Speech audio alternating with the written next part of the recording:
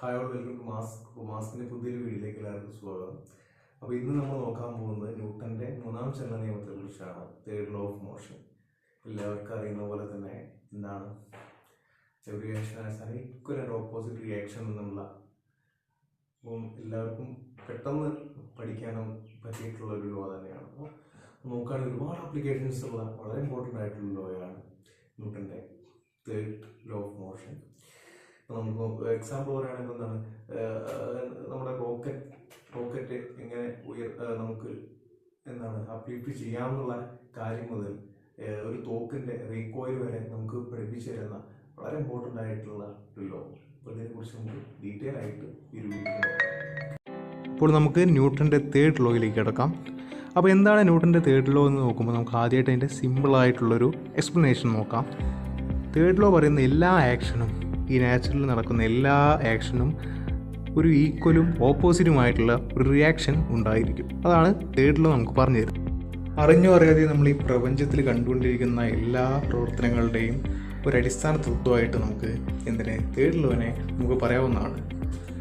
ഒരു ball bounce ചെയ്യുന്നതും ഒരാളൊരു തോണി തുഴയുന്നത് പോലും നമുക്ക് തേർഡ് ലോയുടെ അപ്ലിക്കേഷനാണ്. എന്തിന് വേറെ പറയണം, നമ്മൾ ഒന്ന് നടന്നു പോകുന്നത് പോലും തേർഡ് ലോ കാരണമാണെന്ന് നമുക്ക് വേണമെങ്കിൽ പറയാം. കാരണം എന്താണ്, നമ്മൾ നടക്കുമ്പോൾ നമ്മുടെ കാല് ഇങ്ങോട്ടാണ് ഫോഴ്സ് കൊടുക്കുന്നത്, പിറകോട്ട്.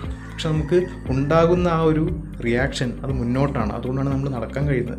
അതുപോലെ തന്നെ തോണി തുഴയുന്ന മുമ്പ് എന്താണ് സംഭവിക്കുന്നത്, നമ്മൾ പിന്നോട്ടാണ് തുഴയുന്നത്, അല്ലെങ്കിൽ നമ്മൾ ആക്ഷൻ കൊടുക്കുന്നത് പിന്നോട്ടാണ്. പക്ഷേ അതിൻ്റെ റിയാക്ഷൻ ആയിട്ടാണ് തോണി മുന്നോട്ട് പോകുന്നത്. അതുകൊണ്ട് തന്നെ ഇവിടെ പറയുന്ന കാര്യം എന്താണെന്ന് വെച്ചാൽ എല്ലാ ആക്ഷൻസിനും അതിൻ്റേതായിട്ടുള്ള ഈക്വലും ഓപ്പോസിറ്റുമായിട്ടുള്ള ഒരു റിയാക്ഷൻ ഉണ്ടാകും. അതാണ് തേർഡ് ലോ നമുക്ക് പറഞ്ഞു തരുന്നത്. ഇനി നമുക്ക് നോക്കാം, ഒരു തോക്കിൽ നിന്ന് ഒരു ബുള്ളറ്റ് ഫയർ ചെയ്ത് പോവുകയാണ് മുന്നോട്ട്. നമുക്കറിയാം അപ്പോൾ എന്തുണ്ടാകും, അവിടെ ഒരു റീകോയിൽ വെലോസിറ്റി ഉണ്ടാകും. അല്ലെങ്കിൽ ഒന്ന് സാധാരണയായിട്ട് പറയുകയാണെങ്കിൽ നമ്മുടെ തോക്കൊന്ന് ജസ്റ്റ് ഒന്ന് പിന്നോട്ട് വരും. എന്തുകൊണ്ടാണ് സംഭവിക്കുന്നത്, കാരണം നമ്മുടെ തേർഡ് ലോ തന്നെയാണ്, ആക്ഷനും റിയാക്ഷനും തന്നെയാണ്. അപ്പോൾ നിങ്ങൾ ചിന്തിച്ചിട്ടുണ്ടോ, എന്തുകൊണ്ട് ഈ ബുള്ളറ്റ് പോയ ആ ഒരു ആക്സിലറേഷനിൽ തോക്ക് പിന്നോട്ട് വരുന്നില്ല? എപ്പോഴും നിങ്ങൾ ചിന്തിച്ചിട്ടുണ്ടോ? നമ്മൾ പറയുമ്പോൾ എന്താണ് പറയുന്നത്, തേർഡ് ലോ പറയുന്നത് എന്താണെന്ന് വെച്ചാൽ എല്ലാ ആക്ഷനും അതിൻ്റേതായിട്ടുള്ള ഈക്വൽ ആയിട്ടുള്ള ഒരു റിയാക്ഷനാണ് ഉണ്ടാവുക. എന്തുകൊണ്ട് തോക്ക് ആ ഒരു ഈക്വൽ ആക്സിലറേഷനിൽ പിന്നോട്ട് വരുന്നില്ല? ഇത് മനസ്സിലാക്കണമെങ്കിൽ നമ്മൾ സെക്കൻഡ് ലോയിലേക്ക് നടക്കാം. സെക്കൻഡ് ലോ എന്താണ് പറയുന്നത്, force is equal to mass into acceleration എന്നാണ്.